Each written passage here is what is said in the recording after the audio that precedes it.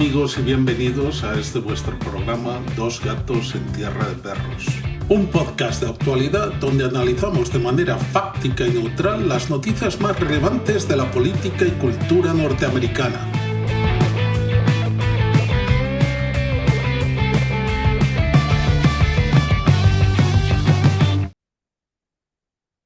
Hello, I'm Joe Magaja. Thank you, friends, for being with me for another episode of Dos Gatos en Tierra de Perros. Today, I have with me Andrés Segovia from the Andrés Segovia Show. Welcome, Andrés. Joe, thank you for having me on yet again. We just wrapped up a Spanish session, so that was fun. Yes, yeah. We went long and it was fascinating and I learned a lot. We kind of ended on the economy and what's going on with the elections coming up. How do you think things are going to go? And I mean, it seems like I've been talking to a few people in LA, and a lot of them just think that Kamala's going to win automatically.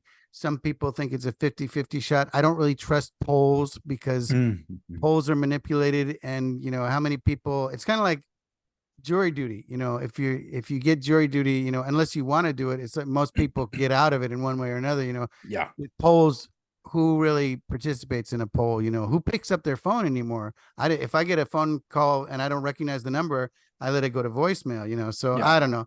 But where do you think we're going? Do you think that we're about to get a major change, or it's going to be more of the same?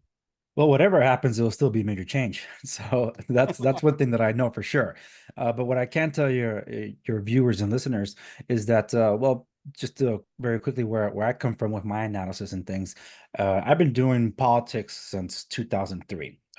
I was kind of thrown into it when I went from a more sheltered upbringing by going to a private Christian school, and it was from the church too. So that was kind of my world. And then having those worldviews challenged when I ended up going to college and seeing what the Bible only warned me about, but now like, wait, this is wow, people really do this, you know. So that really changed how I interact, because now before I'm like, I don't know if I believe this, you know, and now to like, do I really believe this? And then realizing, yes, the truth stands against whatever lies are being thrown out. So I have that background in terms of being unwittingly thrusted into the whole political arena of ideas. But what I do for a living, in running a small construction business, property management of the properties that were gained from a lifetime of hard work, and what I also do away from the family is a real estate broker. I have seen a lot of the economic space, and these are three different industries that depend on one another, very interdependent. We have construction, a lot of construction workers. They know tools of the trade. They know how hard it is to work and labor and toil. But then when they go home, whether they're paying the mortgage or their rent, it could be very expensive. And I've seen from the other side, like, okay, how do I get individuals that are renting moving over to a home, and how much has been the stack's been set against them in a way, especially here in California. Inflation going up, the interest rate being so high, not enough inventory in California, so a lot of people bidding for whatever's in the market. Then we talked about this in Spanish, where it's like there was an article that recently came out where $1 million for a starter home in California is pretty much true. I can tell you that we wrapped up a project on a house that hasn't been sold since it was first purchased, like in the 60s or 70s. So the original purchase of that property in the 60s or 70s was $17,500. Renovations that we put in there were maybe on average 45 grand to, you know, bring it up to stuff. And that thing went to market for 900,000. And that's Fullerton. So it's like, wow. And it's about 1 or 2 blocks away from train tracks. So just giving you an idea of just how much has changed over time. And right now, what we're seeing, we didn't touch on this in Spanish. I want people to understand this, because when they think about the housing meltdown and crisis and all that, we did touch on it a little bit, but I didn't explain this part. a lot of people think about there was bank greed that helped drive that, and really it was a lot that people couldn't pay back their loans. But the only reason the banks even gave out those loans, because they get commission out of it, is because the government forced them to do it through what is called the Community Reinvestment Act. There is a secondary mortgage market that people don't know about. In the lifetime that you had the condos that you mentioned, if you had a mortgage on them, did you ever see your mortgage servicer change? No. Okay. Well, actually, I think I I can't remember, honestly. My wife paid the bills. In the past 2 years, I Yeah. had 3 mortgage services providers change, Wow. from the initial to someone else, and now I just got just this past July, it's another one. It's like, I never even heard of these banks, but it's what happens. That's Yeah. the They front-facing buy part. debt, basically, right? I mean, yeah, I think if I remember correctly, we changed at least once. Yeah. Yeah, so there is a secondary mortgage market to all of this, where they're all selling the mortgages, but who's the broker of all this? Fannie Mae and Freddie Mac. There's another one called Genie Mac, but I forget what they really deal with. I'm more concerned with Freddie Mac and Fannie Mae do, because I'm talking about government agencies that in a way work with HUD, the Housing and Urban Development Department, and then what's their face? The FHA, the Federal Housing Authority. They're the ones that issue the low interest. I mean, the low down payment, usually 3.5% to a loan. Those, you can't really buy properties with those in California right now. It's conventional. I mean, 20% down. That means you're coming with skin in the game. So those other ones were meant to support people that have lesser income to be able to get into a home. The thing is, if you cannot make the payments, doesn't matter what you have, unless you're buying it in cash, then that means there's a risk that the mortgage could default. So when people think about economic meltdown, they think about what happened in 2007, 2008 with the mortgage meltdown, because that is what happened. But that was driven largely by the subprime mortgage market, with people not being able to pay back their homes, and ultimately having an adjustable rate mortgage where they probably enjoyed a low interest rate, and that thing just took off. That's why if you can go for a fixed rate and then try to refinance later, just not an adjustable, because like Bitcoin, it could be up or down. You just never know. Don't risk it. That's what people didn't do, and then unfortunately they paid the price for it, and then the rest of the world did too. Well, what took about, let's say, the 30 years before 2007, the peak pricing of homes, then the economic collapse worldwide. In 10 short years, the housing market recovered what took 30 years to build, and then blew past it after 2020. That's what makes this unsustainable. That's insane. And what makes it so is because in California, we have an inventory shortage. That's what they keep saying, but they keep making apartments. But then whatever. But anyway, the point is that Question on that real quick on how they keep making apartments. And this is a kind of a separate thing, but a lot of people are saying I think it's the World Economic Forum, Klaus Schwab and all that. There's a whole movement that says you will own nothing and be happy. Do you think that has anything to do with it, or you think it's just a coincidence? No. It did. So the reason more people have been seeing these commercial real estate at the bottom and then units at the top. That was Agenda 21. It was adopted in Rio de Janeiro, if I'm not mistaken, in 1991, with the G7, I think was the time. The economic powers were connected. They convened over there, and George H.W. Bush was one of the signers to that, because almost all of them did that were there. And the Agenda 21 said they were going to make apartment style buildings and to have commercial at the bottom, because we want dense population living. So you have a denser population, then that one, and if you have 15-minute cities, which is more Agenda 2030, that one, then if you have 15-minute cities, that means everything's within. What 15-minute cities means is that you can get to where you need to go walking in 15 minutes, not a scooter, electric bike, and things like that. Walking. So everything's within distance. It sounds like a utopia they're trying to build, because it's all driven by the green, the religion of green, environmentalism and all that. What I find very interesting is that why is it that only the Western economies need to adopt all these restrictive green things to limit how much water comes out of the spouts, how much gas we should be getting out of miles per gallon on a vehicle. If we can get rid of that and just go all electric, fine, so be it. No, that kind of stuff. How much we should be able to buy, get rid of plastic and all this stuff. Why is it that only the Western countries do that, but it doesn't apply to China? The answer, China already has communism. Because why is communism the only solution to climate change, which was called global warming, which is called global cooling, which is called global warming, which is called global cooling? They use the same arguments and a 10-year argument. In 10 years, in 10 years, in 10 years, you guys keep moving the goalposts. Nothing ever happened, but we still have to adopt and change. And when you find out just how much your lithium batteries on your electric cars and your cell phones are destroying the environment, then hopefully you look in the mirror and say, Not you to know mention enslaving people with the mines in Africa, for yes, the lithium and for the cobalt. I want people to see the pictures of those those children from 5 to 7 year olds carrying all that stuff and the mining lithium mines in Africa. Burrow it into your head the next time you think you're saving the environment by driving that dinky Prius or your Tesla and things like that. Because who is the one getting owning the rights to almost all the mining places in the world for lithium? China. Who's the one that we pay for the solar panels? China. What does solar panels need? Lithium. All roads lead back to China. After the fall of Kabul, 3 days later, what happened? Chinese delegates showed up to Bagram Airport in Afghanistan. Why was nobody talking about what China's been doing in Afghanistan and making relationships with the Taliban, who's for some reason the United States has diplomatic relations with because they see them as a political group, not as a terrorist group? So when you see how much of this is just smoke and mirrors and you're being lied to, hopefully people wake up and realize the Green Movement's a lie. They tell you to have less children. Everything is anti-God to them, quite literally. The destruction of the nuclear family, having any children because it's bad for the environment. You should get a vasectomy. You should be pro-abortion and things like that. It's like, wait, what? All of this because of green?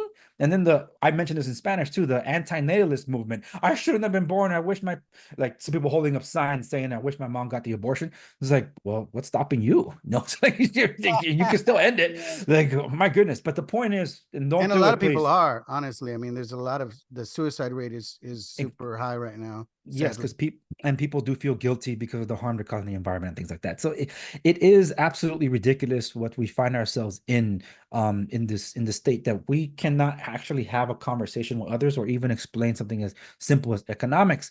That's why we find ourselves in this, I hate to say conundrum, because you and I talked about this in Spanish too. Is like we have a two-party system. I hate it, and it's not because they did it. We did it to ourselves. There are other parties. There are about a dozen parties out there. No one supports them. The closest thing to a third-party candidate that we ever seen ended up being a spoiler, and that was Ross Perot. So everybody thought of Robert F. Kennedy Jr. being the same spoiler. That kind of changed because he backed Trump, and for good reason too. So I'm glad he did. That's great. And Trump is the anti-establishment candidate, which is why if you think, folks, that the Democrats were the ones and the deep state were trying to take out Trump, look at who the deep state is. That includes Republicans. So they're the ones that don't want him. They're the ones that didn't want RFK Jr.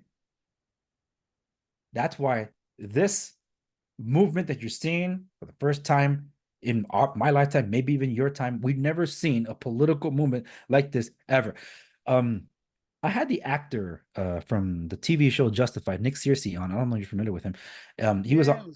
Yeah, I follow him on Twitter. Yeah, that's a very interesting account to follow. I'll tell you that much. But yeah, he couldn't be sweeter. We had a great time on my show, and we ended up talking about one of his latest films, and it's called War on Truth, and it's a documentary he self-produced and funded to get out there regarding the January 6th, right? January 6th, yes, and seeing the fallout. But he gave the human face to it because he's showing the draconian measures that the DOJ and the others have taken against them. When you have the FBI actively harassing these people, but then the shooter from this high school in Georgia, oh yeah, we visited last year, but we didn't have any reason to arrest the kid, and then ignoring every single threat the school was getting the week before via phone calls. Holy smokes, man! Why is it always too late? Same thing with the shooter that tried to take out Trump, whether the establishment guy or not. The point is, the powers that be knew about him, and did nothing, but they want to take guns away from law-abiding citizens. So when you see what we're barreling towards, it doesn't matter if it's Kamala or before that was Biden, or if because she's so unlikable, they still swap him out for Gavin. They still swap her out for Gavin Newsom.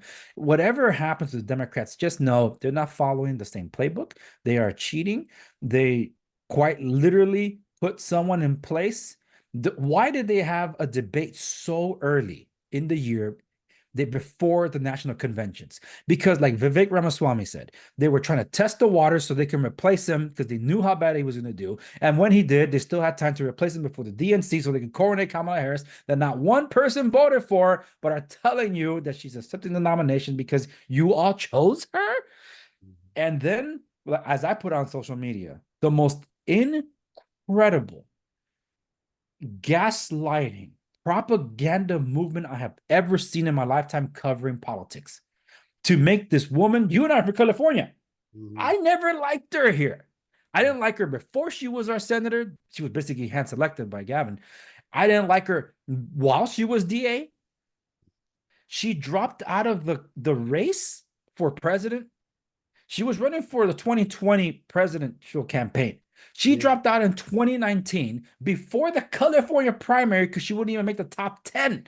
That's how awful she was. Nobody liked her. And all of a sudden, oh my gosh, we love what you've done. What has she done? Border czar. She was never really the border czar. Axios, you literally said she was the border czar back when you wrote about her. And then you try to say that she did it. Sorry, man. You guys canceled yourself. You got fact-checked by yourself. That was hilarious. But anyway. And she got fact-checked by herself too, remember? Because they said, well, you haven't been to the border. And she says, well, I haven't been to Europe either. What's your point? Yes. Yeah, but the fact that she couldn't even take the softballs from Dana Bash, and it looked like Dana Bash was even coming across as a strong person, like a objective journalist. That's a joke. That was funny. But the thing is, we find ourselves at a crossroads where we're literally voting in for communism or what's left of the American Republic. So, and I'm being interrupted here. Just a moment. No worries. You have to edit that one out. but yeah, with I know Trump will win. He'll be the first candidate to ever win 3 elections in a row. The question is, will they allow him to serve? Because there's no question. You agree, and I agree. I don't believe the polls. And the thing is, what's hilarious, we don't believe the polls unless they go in our favor. Even in our favor. That's why I like to talk to people and see what they tell me directly. I always get people, and I got this especially during the time of COVID when I was talking to people about the vaccine. I'm having a problem again where I can't think in English. But I would talk to people about the vaccine and stuff, and then I would hear stories. And every time I mentioned a story about like a side effect of the vaccine or different things, people would say, don't throw that tangential stuff at me. And I'm like, well, how is it tangential just because when it's an actual person, it's not like a friend of a friend of a friend. It's like somebody who I directly talk to is suffering. How is that tangential? Okay, maybe that's just my experience and that's one out of millions of people, but that's one person. It's like like they say, how many people do you know that took the vaccine and regretted it? How many people do you know who didn't take the vaccine and regret it? Probably, I don't know. It's all, and that's all polls too. But you wonder how many people are being honest. Just like with Trump, I think a lot of people, if they're asked directly who they're going to vote for, they're not going to say Trump because you could get beat up. I just saw a video not too long ago of a woman in Pennsylvania who was jumped by a bunch of young guys because she was wearing a Trump hat. Yeah, I saw that video too. Yeah, it's crazy. And I can tell you that none of this was any different for me during the George W. Bush era.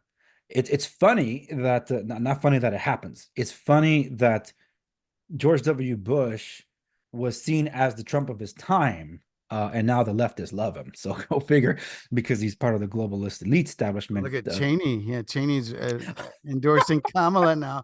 Sorry, that's just I saw that. I'm like, oh, dude. I don't care, Dick Cheney. You got my vote back then, but thank you for showing your true colors. But Liz Cheney, when she announced, I ended up putting this meme everywhere. Thank you for telling me what I already knew. So it's why do I care what you have to say? I'm glad that people are showing who they are by who they stand with. I know we got into it a lot more, and we won't have time to do it on this one, but we got it as to how much these corporations made when COVID hit. These guys made more money than anywhere. Meanwhile, small businesses, middle class, poor people were the ones most affected, losing everything. And that's before the BLM riots. That was just the insult to injury to all this.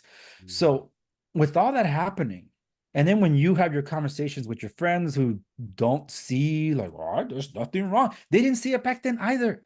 They live in an ivory tower. They're not down here with the people. They wouldn't even be bothered to go where the peasants are.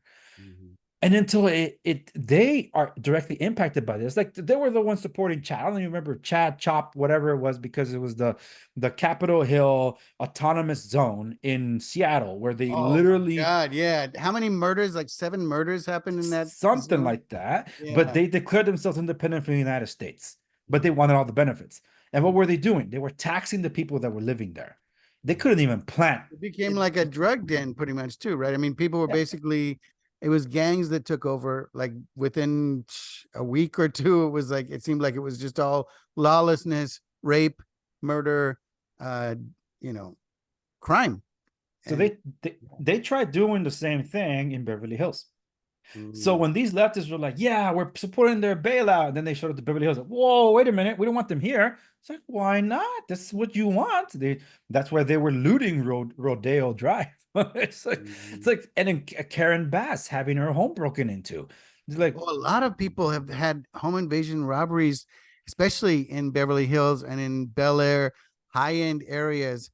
And that didn't used to happen because they have such a heavy police force, always on the lookout. I mean, even, I used to date a girl who lived up in Rancho Palos Verdes, which is a more expensive area as well.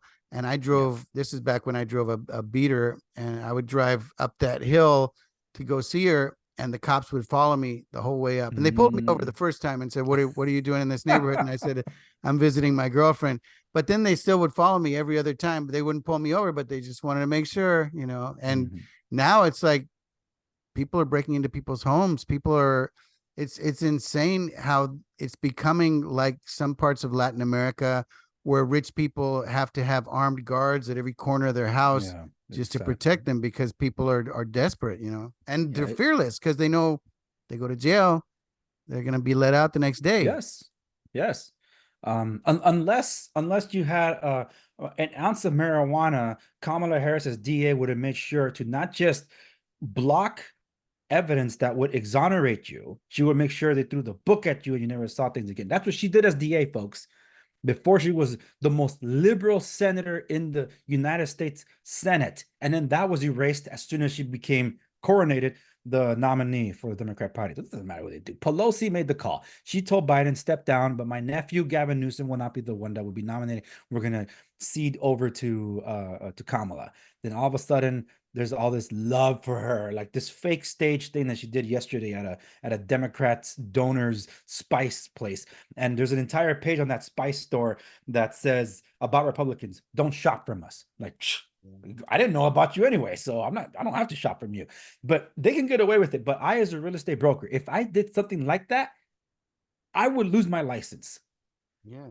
And what the National Association of Realtors was doing to its audience, what they voted upon at the end of I think it was 2020 or 20, might have been November 2020, when they were gonna, no, 2021, when they were gonna impose laws on the private lives of realtors to punish them, suspend them, or put them in education courses if they deem to be having inherent biases or whatever.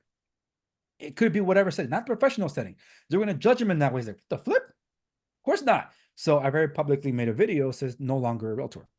A realtor doesn't mean that you're a broker or an agent. It just means you're paying the trademark to use the name. So people are synonymous with realtor and real estate agent or whatever it is. You can be a real estate agent without having to be that. But if you're a realtor, you have access to all the perks that is included in all that, including the MLS that allows for us to see all the property information, but only by certain zoning. And people can learn more about anything I do for real estate over at dangersegovia.com or real estate itself at segoviares.com. But because we could get too long in the winds there. But the stuff that I did for my show, when I did do the Andrés Segovia show, I started as a newsletter before it became a blog and eventually a podcast. That was from 2003, 2008, or 9. Then I turned it into a newsreel, and I literally relabeled it the newsreel because I couldn't keep up with having to do so much, and my life was getting busier and busier. But I did cover politics at the time, and simultaneously, this they called the Critic Corner, where I was covering movies, doing movie reviews, getting invitations from studios to go out to check movies before they came out. And I'm gonna give you some information about a big exclusive I got, which is a great time for the Critic Corner. But the thing is, I did that then. The Andrés Segovia show now is not what it was then. The Andrés Segovia show rebooted itself as a way for me to promote my real estate side of the business. So I did do a lot of educational stuff, real estate 101 or debunking real estate myths. Those were the two major things. My biggest episode, and I posted every single beginning of the year, is when is the right time to buy. It's my most popular episode because I always say, if you're ready, able, and willing, it doesn't matter good economy, bad economy, the answer is always the same. And if you're not able to just yet, here's what you gotta, here are the steps you take to get ready. So those are the things that I did for my show, but I stopped doing more of the educational side because I had to take on the policies that were affecting my clients, whether they were tenants or homeowners, whether you're going to buy or sell, or you're a tenant and looking to move somewhere else and things like that. Sacramento and the local municipalities were affecting their ability to do that. So I turned my sites to educate people about local policies, propositions that were in the mix, or measures and things like that. So then people started accusing me of becoming political. I'm like, I'm reporting on you how these taxes that are going to affect your bottom line, whether you're paying rent or you have a mortgage, you're going to have less to put on the side because you're going to be paying more in your property tax bill or a supplemental bill, whatever it might be. So with all that, people just kept accusing me of becoming political. So I'm like, okay, fine, call it political. I'll lean into it. YouTube started censoring me. Of course they did, but I couldn't stay quiet about it because, like, how can I do this if the own association is not informing our clients? And in some cases, the Association of Realtors has actively in California worked against the will of our consumers. So, like, how are we serving them if we can't even, as agents, properly educate them? And it's really sad because there's some people that have been in the industry so long and they see everything that's happening, and somehow they're wearing rose-colored rimmed glasses and see that everything is a-okay. It's like the policies you voted for have destroyed your clientele. You know you have less business because you complain about it, but everything is okay. I just can't. There's some people that you just can't talk to. They're like stuck in a cult. They're stuck in time, who knows what. But these conversations have become harder to have because they'll disparage you, they'll insult you, they'll use the worst of the words on you. They can get away with it, but if you use it on them, they're victimized. Like, what? So, like, it's a really bizarre time that we find ourselves in. And in some of the educational stuff, I did do some in Espanol. But I couldn't keep it up because of just how much stuff was coming out of Washington. Sacramento. So I had to do episodes, especially Los Angeles. So I was doing more stuff focused on LA. And what people don't understand is like, well, if I have a show that's literally worldwide now, and I have audiences literally all over the world, they love my tech stuff. But why do I constantly tell them, check out my California stuff? But I'm not in California, or I don't care about real estate. The thing is, we have a saying, where California goes, so does the rest of the nation. Gavin Newsom, a broken clock can be right twice a day. He just vetoed the assembly bill that, if he has signed it, would give $150,000 loans to even illegal immigrants. And the fine print, you don't have to pay it back. Not just that you didn't have to prove your income. You just had to pay rent for 2 years and prove that you did, but you don't have to prove your income. You didn't have to pay it back. There'll be I have a question for you on that too. Mhm.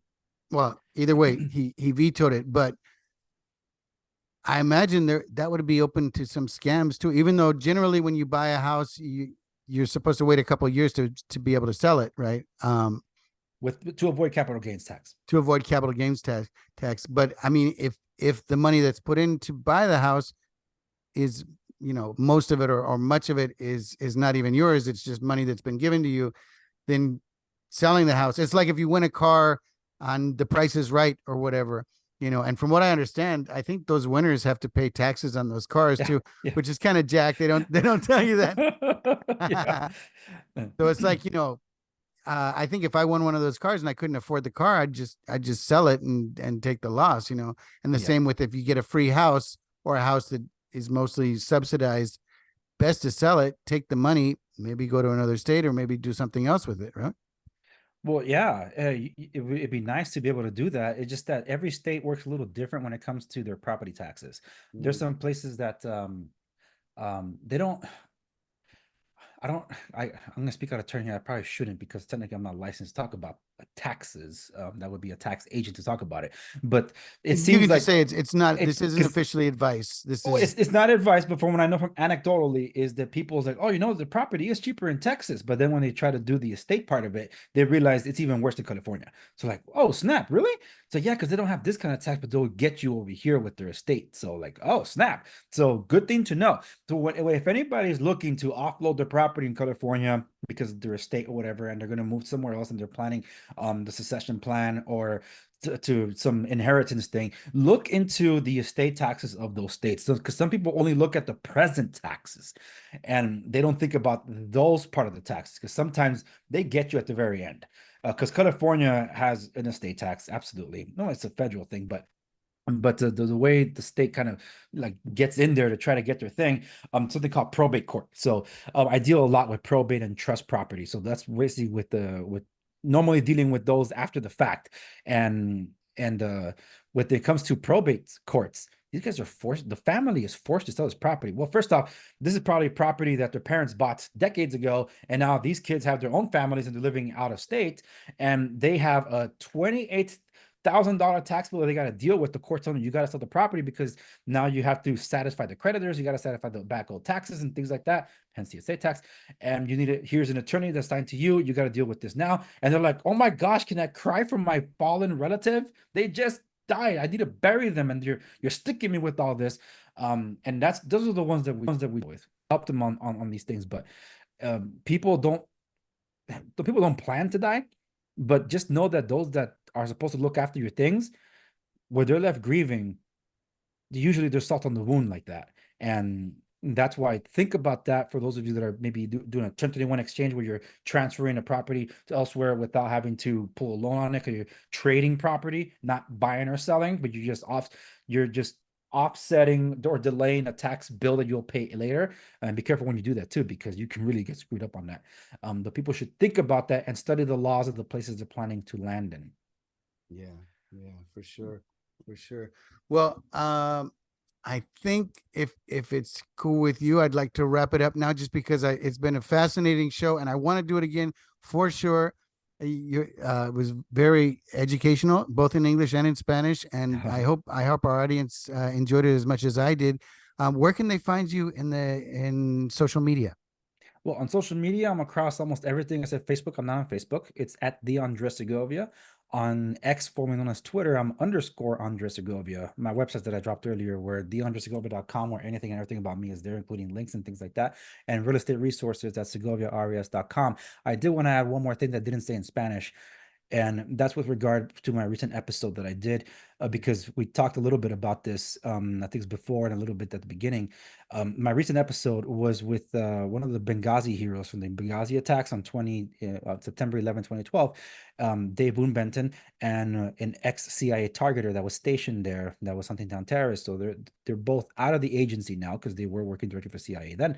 But they haven't stopped hunting down the terrorists. So I have done several interviews with them, but they're actively investigating where these guys are and things like that. But this previous episode was not about that per se. It was about how we are funding our own destruction. You talked about this whole Ukraine thing. I think we talked about it off the air. You want to know how bad it really is? I recommend people go check that out.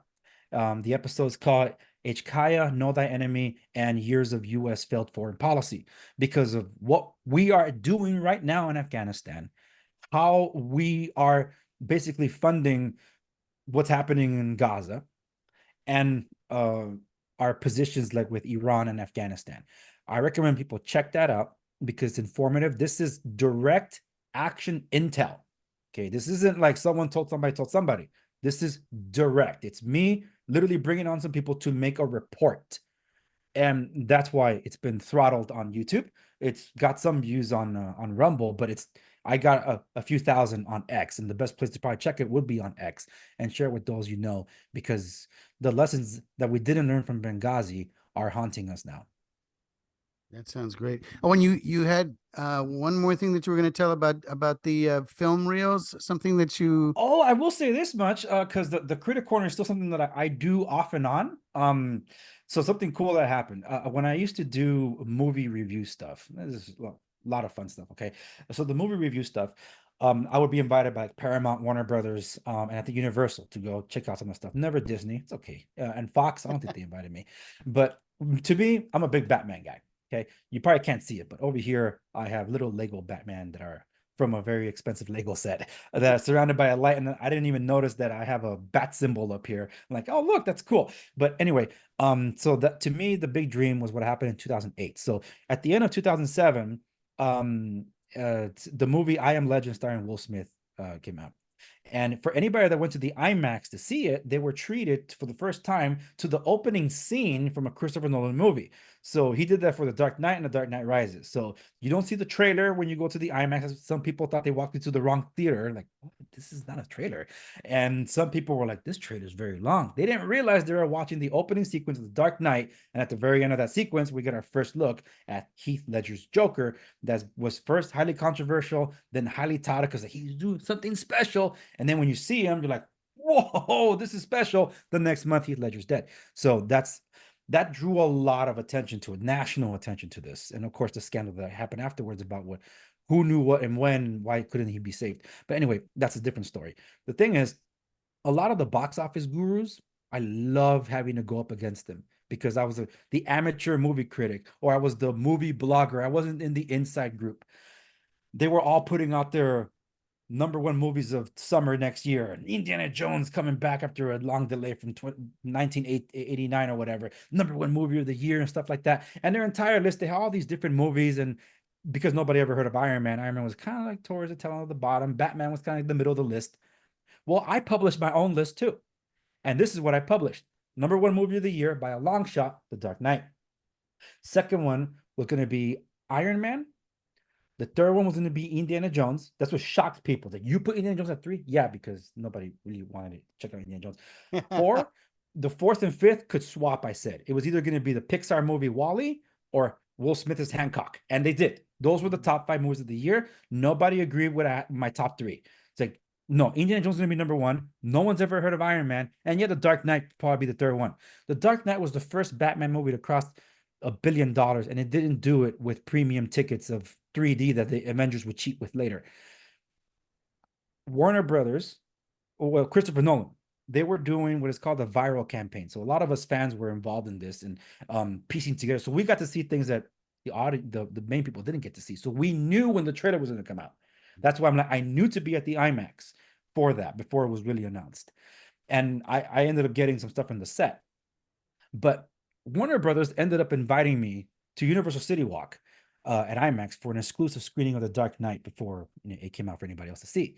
So I had probably the first review of The Dark Knight for the world to see. After that, that's when Warner Bros. Made me sign NDA because they didn't expect me to review it. But I didn't spoil anything. I just said, yeah, just go watch it, yo. But I did say what the movie was about, but I didn't spoil anything because I didn't want spoilers.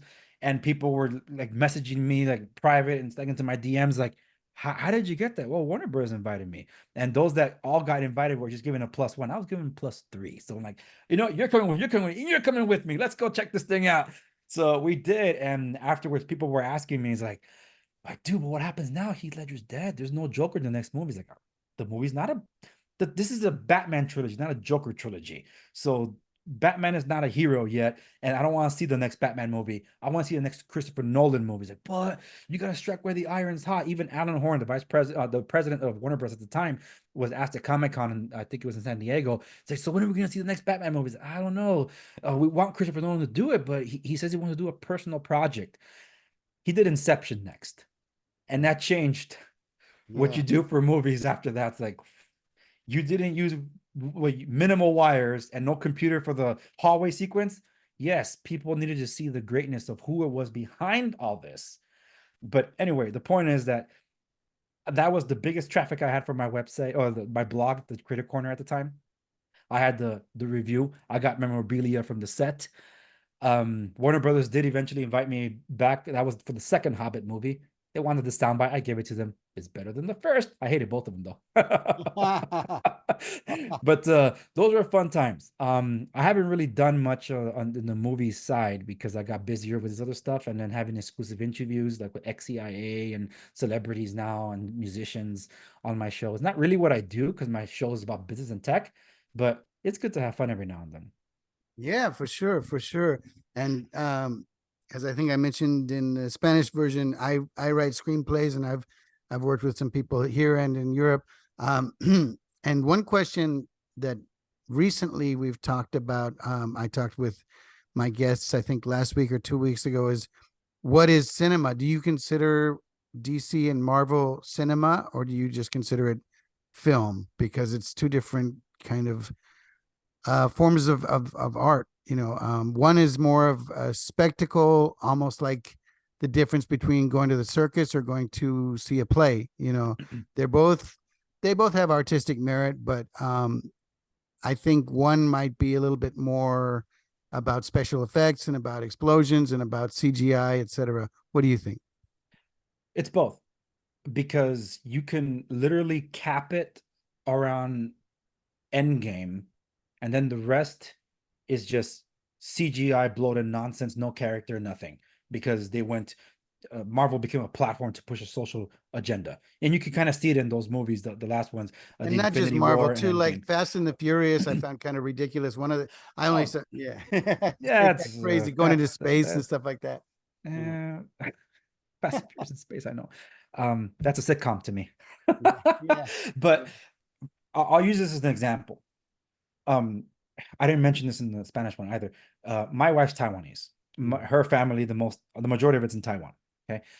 And they don't like comic book movies. They laugh at that stuff. It's like, no, that's for children. So I played a prank on them when they came to visit for the birth of their fourth grandchildren, for the grandchild. I put in Batman Begins, because Batman doesn't show up till like an hour later. So when they saw Batman on the screen, like, this is a Batman movie, they couldn't believe it. Like, wait a minute, we were watching the Batman movie this whole time. I was like, yes, what did you think it was? It's like, what's a really intriguing crime thriller? That's what we thought it was, but they were blown away. That's cinema. That's what it does for you. A character story that takes you places you've never been is awesome. The thing is, movies in general have lost that. That's why they turn to the small screen. We didn't talk about this, but this is up your alley, and I could talk about this for like weeks on end. The big three that changed it, because I remember what was spectacle. Spectacle in the early 2000s was 24. Everybody was watching 24, and it was speaking to our times. That was a show that was delayed. It was supposed to come out September 2001. And what happened in September 2001? 9/11. So they delayed it later. And they thought for sure that Fox thought that nobody was going to watch it anymore. It's like, oh no, this is a sensitive subject. No, it became the hero we didn't know we needed. He became the face of the global war on terror. Take it to the enemy. That's why season 2 was about Islamic terrorism. And then every other season became Islamic terrorism. And Jack Bauer was the face of like, go get them, and I love that show, by the way. Season 6, we're going to live it, folks. If you missed it, check it out. I even talk about it on the episode about the XCIA. I bring it up. But anyway, the thing is, what became more cinematic was when Frank, oh my goodness, what's his name? The director of Shawshank Redemption, because I know you know who I'm thinking of, but it's like the name slips. He became a showrunner with Robert Kirkman, I think his name. Oh my goodness, I'm missing his name too. He was the guy who wrote the graphic novel, The Walking Dead. So for AMC, The Walking Dead, massive success. It was the first time we get like cinema style for the small screen, the silver screen, as some people call it. But then HBO tries to take it up a step further with the production budget, and then you get like really vast set pieces with HBO's Game of Thrones. So then what does Netflix do? Well, we don't have that kind of budget, but we can get the talent. So that's when they got the A-listers at the time, Kevin Spacey, Robin Wright, and oh my goodness, who those other ones? Really great supporting actors, including before Mahershala Ali became a big household name. They were on House of Cards. So when you take those three and combine in the mid 2010s, you had this race for everybody wanted their Game of Thrones. Everybody wanted like that spectacle. They wanted the cinema. They wanted the talent. They wanted the ratings. And one of them that flew under the radar was something like The Expanse, which I highlight down here. The Expanse, the writers of these novels were proteges of George R.R. Martin, who did Game of Thrones, known as Song of Ice and Fire. That is how you do storytelling. Stuff that I missed that cinema can do, I got cinema from the small screen. And to this day, because that was 2015 when it came out, and to this day, I cannot shake what that show did. Like, when you don't know where the story is going, it's the best. That's why I don't say anything. And the only reason people can't find it now, because everything's become a platform to push a social justice medium. That's why most of the attention of the fan base has turned to overseas, like Korean dramas or stuff from Japan. More importantly, those that are fans of Marvel or DC or anything of the sort are turning to manga and anime, where you will find that spectacle, where you will find the cinema, because it's both. You get stories that start small and huge. And Lawrence of Arabia, but on a smaller screen. You get that from anime. You get the characters. You get the storytelling that will stay with you forever. Attack on Titan, for those that know, and stuff like that. That is something that we are lacking today, but you can still find either in previous movies or overseas. And I wish the industry can get back to that. And I'm hoping they will, but they're not going to find it on the commercial side. They're going to find it more with independent writers and publishers and things like that. I agree. Independent is where the innovation always is, not only in cinema, but in music and everything. And people resist it because, of course, the business side is always just trying to find the perfect formula to sell. So they don't want to take a risk with something new. They always want to just repeat something that's already hit.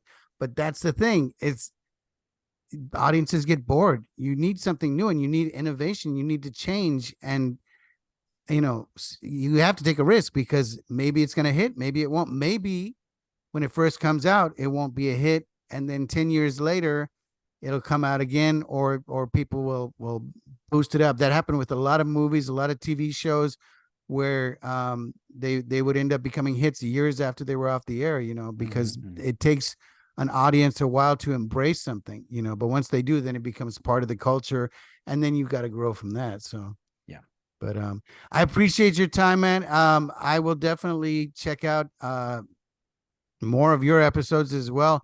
And I hope to see you again soon. Oh yeah, hey, this was fun. And I could talk to them a lot more than I could talk about the other professional stuff. So sounds good. Sounds good. Well, thank you guys so much for listening, and we will catch you next time.